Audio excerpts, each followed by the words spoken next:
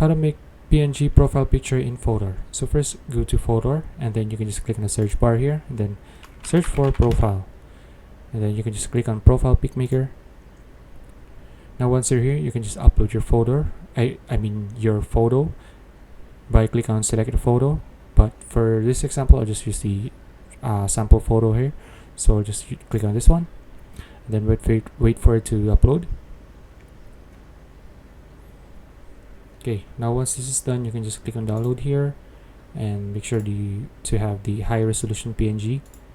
And then to be able to download this, you need to have a free trial or a subscription based here, or a subscription here in Fotor. Okay, now if you want to use the transparent background as well, you don't want to see any colors here, you need to have a free trial as well, or a subscription here, to be able to check this and then download it. Okay, so that's it. If you found this video useful, please like and subscribe for more videos like this. See you in the next one.